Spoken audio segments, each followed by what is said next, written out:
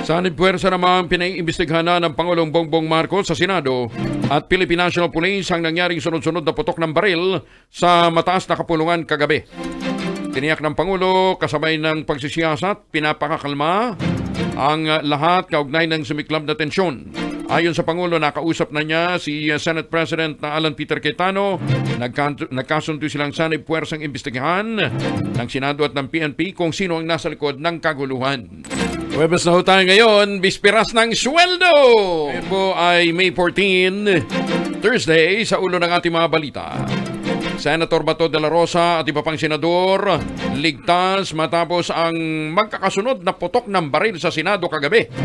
Pero itinangging ito isang diversion tactic.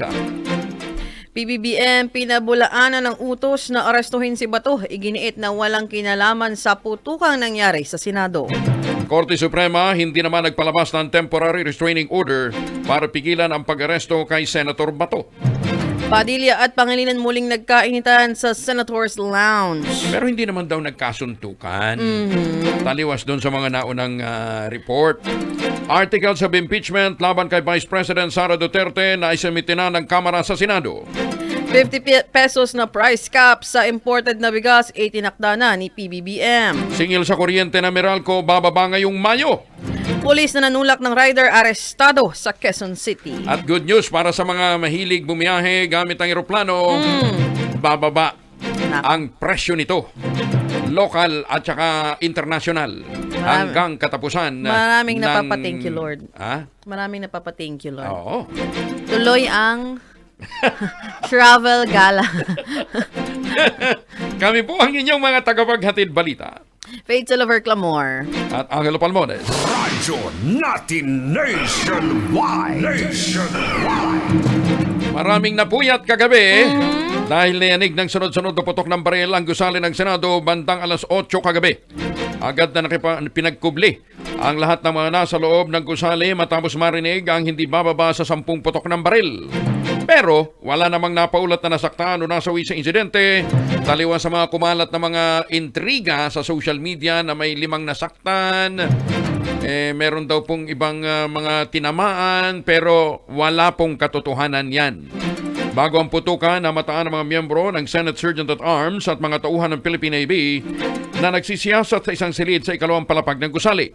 Kalaunan, kinumpirma naman ni Interior and Local Government Secretary Jun Vic Rimulya na ang unang putok ay warning shot. Pinakawala ng Senate Sergeant at Arms upang pigilan ang sinasabing ilang armadong lalaki na nakitang nagtatangkang pumasok sa gusali ng Senado. Sinundan naman ito ng hindi nakilalang individual na nagpaputok ng ilang beses sa ere. Patuloy pang investigasyon ng mga otoridad sa naturang shooting incident. Sa pagpapatuloy ng balita na yan, dumistansya naman si Pangulong Ferdinand Marcos Jr. sa nangyaring putukan at tensyon sa Senado kagabi. Sa nalabas na video statement ng PBBM, nilinaw nitong walang direktiba ang pamahalaan sa kahit anong ahensya ng gobyerno na hulihin si Senador Ronald Bato de la Rosa. Wala rin umanong kinalaman ng gobyerno sa putukan at walang sundalo, militar o tauhan ng NBI na pumasok sa Senado bago ang insidente. Paliwanag ni PBBM ang mga pulis, Marines at tauhan ng Office of the Senate Sergeant at Arms na nasa paligid ng Senado ay talagang naka-duty doon para sa seguridad at crowd control. Dagdag pa ng Pangulo noong lumabas ang resolusyon mula sa Supreme Court sa petisyon ni Senator Bato de la Rosa, agad niyang inatasan ang National Bureau of Investigation o NBI na umalis sa gusali at sumunod naman ang mga ito. Maraing itinanggi naman ng National Bureau of Investigation na ang kanilang mga ahente ang nagpaputok ng baril na narinig sa loob ng Senate building.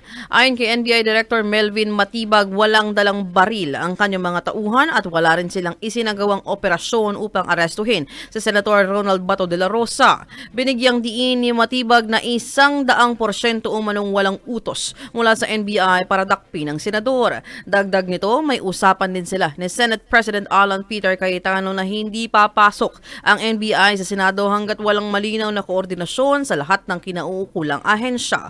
Patuloy ngayon ang investigasyon ng NBI upang matukoy kung sino ang responsable sa pagpapaputok ng baril sa loob ng Senado.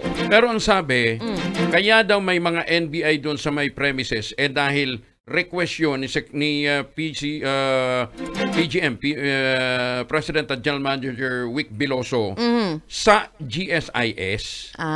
Kasi magkatabi yun, di ba? Yes, oo. Yung main office ng GSIS at Tsaka saka Senado, Senado, Dikit. magkatabi. Kasi ang GSI, ay yung Senate building is owned by GSIS. Nirerentahan lang ng Senado. So, yung mga NBI agents, ang sinasabi, nandun sila dahil sa request ni PGM Vic Biloso. Kung bakit, hindi natin alam. Oo nga eh. Ang sinasabi naman ni Senator Amy, meron daw isang confidential agent ng NBI na nakaiwan ng kanyang pouch. Binalikan yon.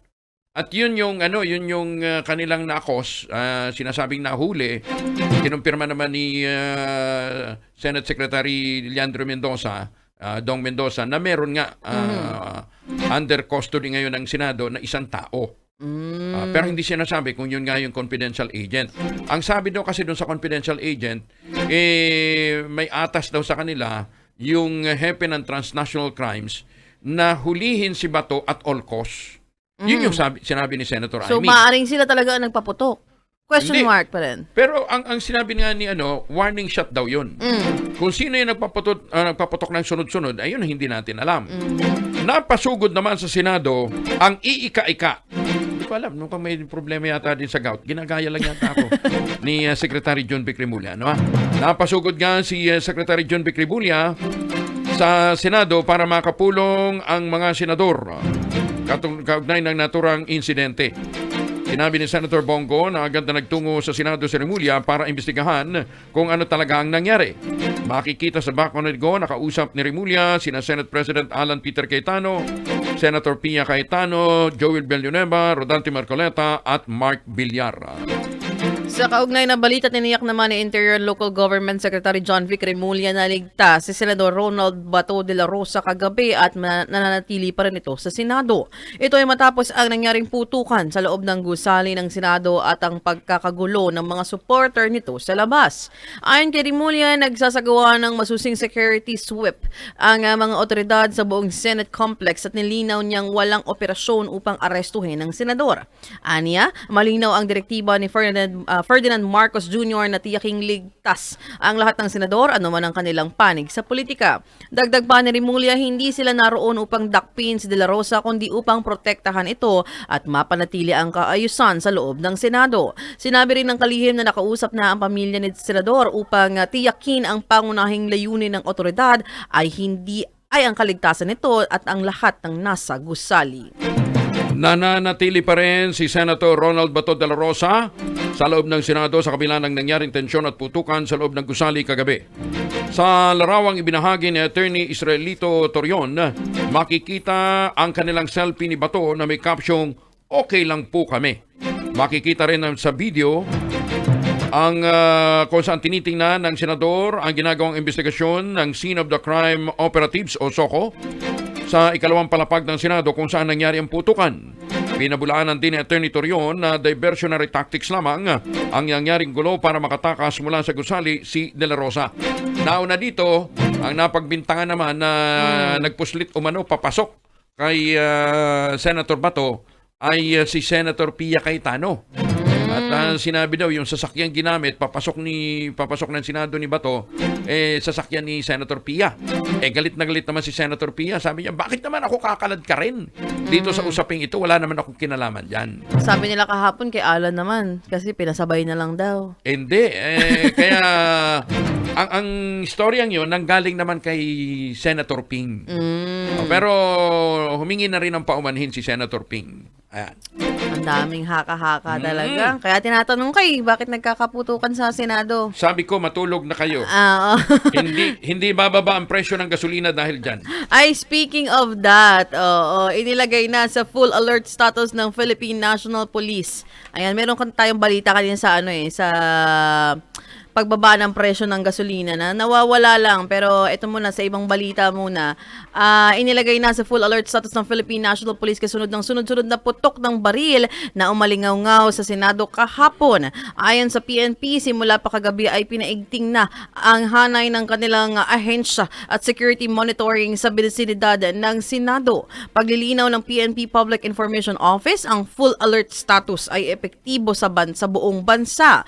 Matapos ang tensyong sumiklab sa Senate building, agad na nag-deploy ang PNP ng nasa 1,500 na mga tauhan bilang bahagi ng kanilang security measures at nagtungo rin sa Senado si PNP Chief General Jose Melencio Nartates Jr. para i-monitor ang sitwasyon. Samantala, mariin namang itinanggi ni Nartates na mga pulis ang nasa likod ng mga narinig na gunshots. Pumutok! Hindi ho ang pigsa. Bulkang Mayon. Muling nag-albaroto kahapon. Clearing operation sa mga apektadong lugar sa Albay, Puspusan. Detalye ng balita mula sa 107.7 Radyo natin Tabaco City. Mula kay Arlene Morales Manyaol, Miss A. Muling nagpakawala ng pyroclastic density current o PDC ang Bulkan Mayon na nagdulot ng malawakang ashfall alas 12:22 ng umaga kahapon. Parehong direksyon ang tahak nito patungong southwestern slopes, Misigali, sakop ng bayan ng Kamalig, pero umabot ang ashfall hanggang sa bayan ng Ginubatan, Daraga at sa Legazpi City ayon sa assessment ng nasabing mga local government units. Gayunpaman, nananatili sa alert level 3 ang bulkan at pinagbabawal ang pagpasok sa 6 km permanent danger zone at hinikayat ang mga albayanos na magsuot ng face mask para makaiwas sa epekto nito sa kalusugan. Hanggang kahapon, patuloy pa rin ang maginagawang pagtulong ng pamalang palalawigan sa pamamagitan ng Department of Social Welfare and Development o DSWD. Sa mga ganitong sitwasyon, kasama sa mga sinasakluluhan yung mga magsasaka na may taniman sa paanan ng bulkan dahil tiyak na apektado ang kabuhayan, mga nasa evacuation center, gayon din ang mga makahayupan. Sa ngayon, gwardyado ang palibot ng bulkan para masiguro na walang mag-aatubiling pumasok sa danger zone pag-asiste sa mga motorista habang ginagawa ang mga clearing operation sa pamamagitan ng pagtutulungan ng mga residente, LGUs at iba't ibang sangay ng pamalaan. Yan muna ang latest mula dito sa 107.7 Radyo natin Tabaco City. Ako po si Miss A. Arlene Morales Manyaol. Nagbabalita para sa Radyo natin Nationwide. Maraming salamat, Miss A. Mabalos. Ayan, partner ha. Puputok ang bulkan. Taas ang presyo ng bilihin, taas ang presyo ng langis. Tuloy ang bakbakan sa ang mga senador natin. Abala. Nagtatakbuhan. Oo. Abala kay Bato at impeachment. Radyo natin Nationwide.